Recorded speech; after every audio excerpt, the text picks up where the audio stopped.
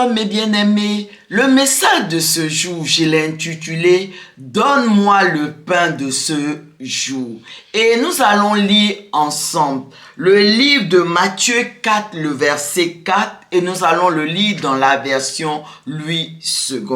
Jésus répondit, il est écrit, « L'homme ne vivra pas de pain seulement, mais de toute parole qui sort de la bouche de Dieu. » Amen. Dans ce verset, notre Seigneur nous explique que c'est vrai que nous devons nous nourrir, manger le pain physique tel que nous le connaissons de la nourriture. Mais il dit que nous devons également manger le pain spirituel, c'est-à-dire la parole de Dieu. Et le fait de manger ce pain spirituel, la parole de Dieu, elle est tellement importante que notre Seigneur Jésus nous demande, dans le modèle de prière qu'il nous a enseigné, que lorsque nous prions, nous devons demander à Dieu le Père de nous donner chaque jour le pain spirituel, la parole de Dieu dont nous avons besoin pour le jour en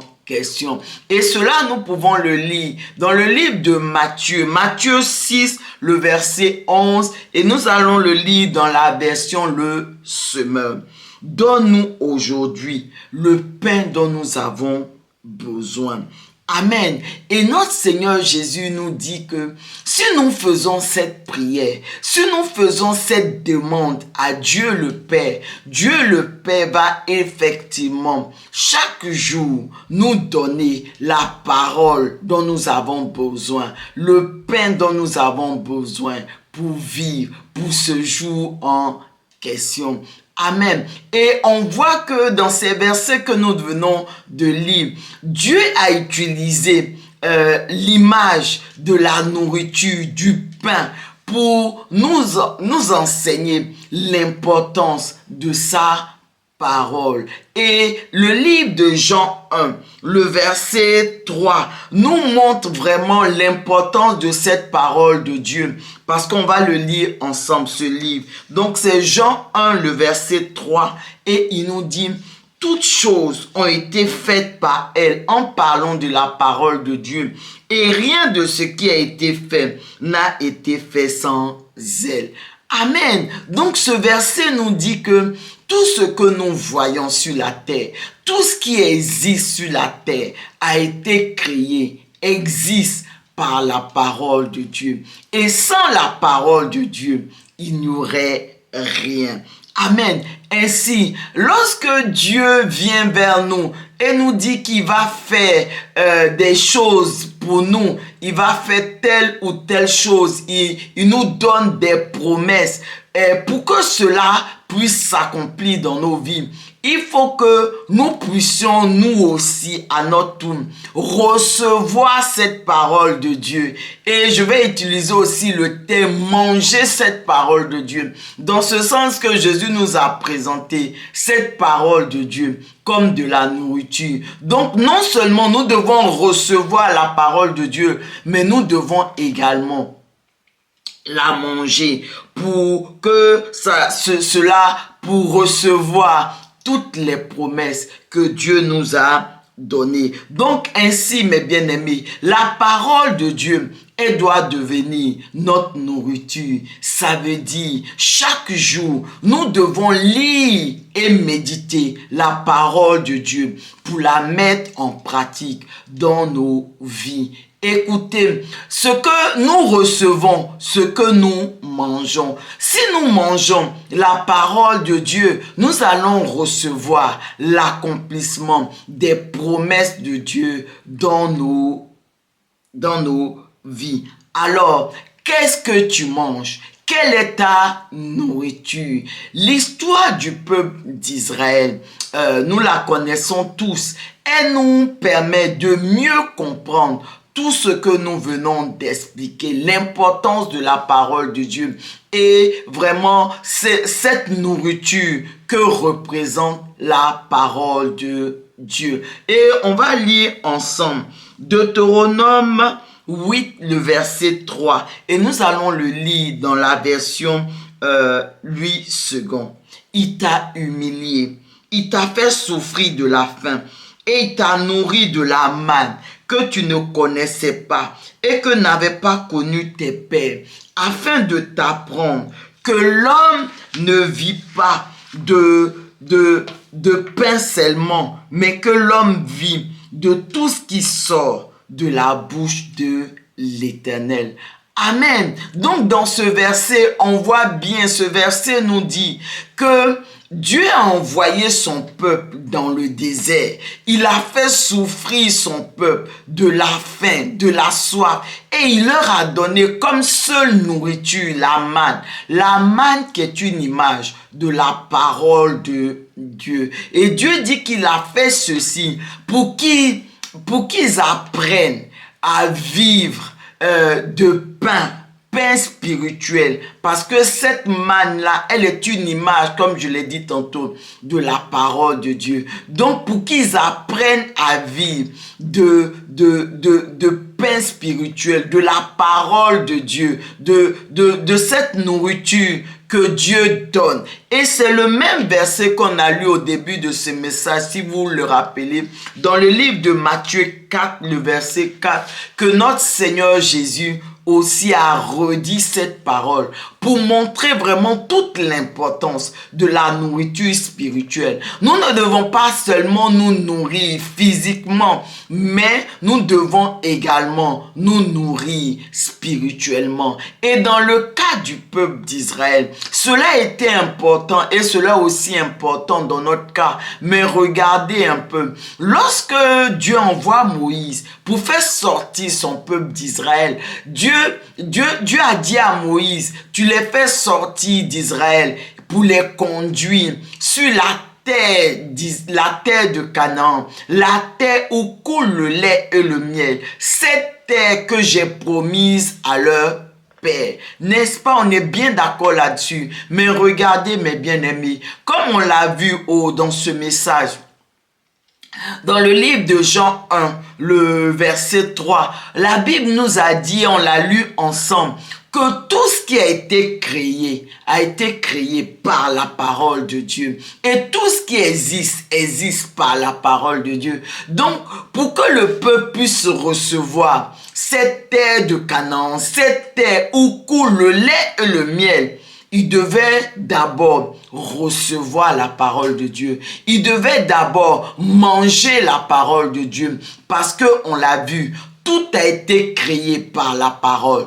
Toute chose existe par la parole. Donc, s'ils n'ont pas la parole de Dieu, ils ne pouvaient pas posséder cette terre de Canaan, cette terre où coule le lait et le miel. C'est pourquoi, lorsqu'ils sortent d'Égypte, Dieu désirait tellement qu'ils puissent posséder cette terre promise, cette terre de Canaan qu'il avait promis à leur père, que Dieu les conduit dans le désert. Ça veut dire dans un environnement où ils n'ont autre chose que la parole de Dieu, pour qu'ils puissent manger la parole de Dieu, de sorte que cette parole-là, elle puisse créer la terre, cette terre de Canaan dont Dieu leur avait parlé. Et donc, dans ce désert, ils vont être confrontés à cela. Ils vont être nourris de cette parole de Dieu. Et contrairement à ce que Jésus nous avait dit en Matthieu 6, le verset 11, que nous devons demander lorsque nous prions à Dieu le Père chaque jour, nous devons lui dire, donne-nous notre pain de ce jour. Mais dans le cas du peuple d'Israël, Dieu même, ils n'ont pas fait cette prière, mais c'est Dieu même qui leur a donné ce pain-là. Mais malheureusement, ils n'ont pas compris. Parce que la Bible dit qu'ils n'ont pas arrêté de murmurer. C'est vrai qu'ils ont eu à manger ce pain-là pendant 40 ans. La Bible dit que durant tout ce temps, ils n'ont pas arrêté de murmurer.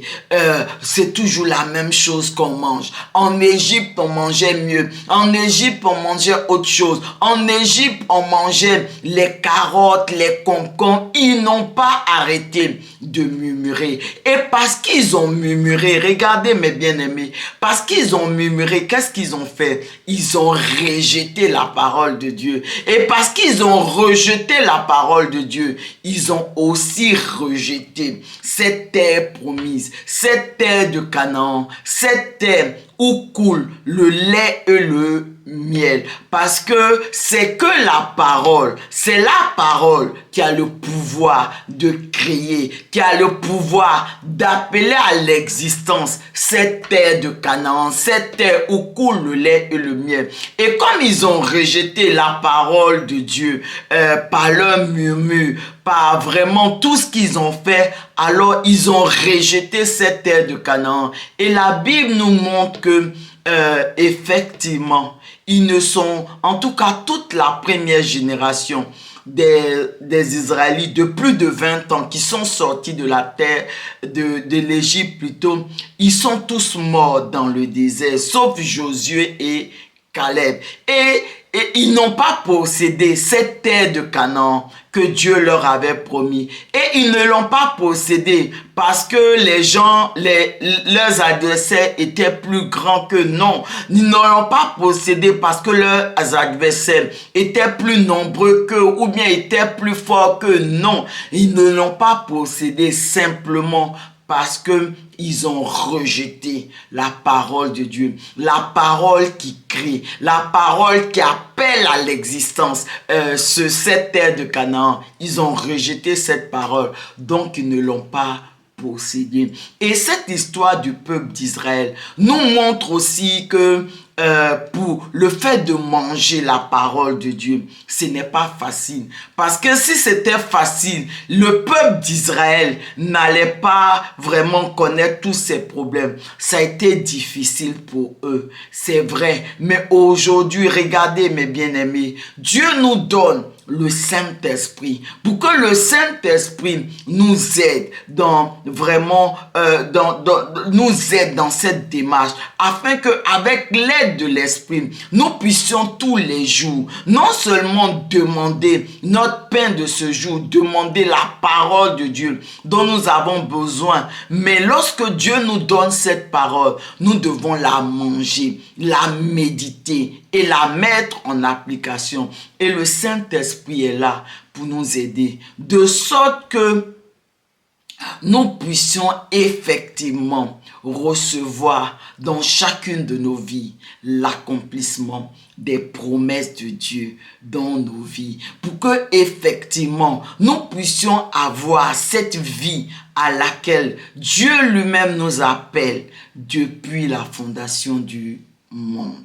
Élevons la voix ensemble et prions ensemble.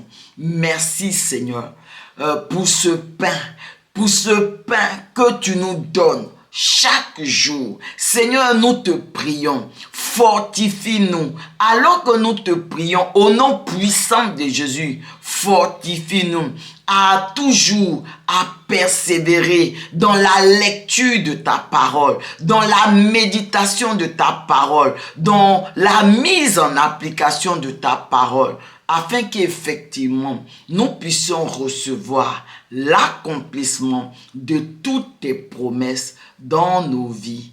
Merci Seigneur. Amen.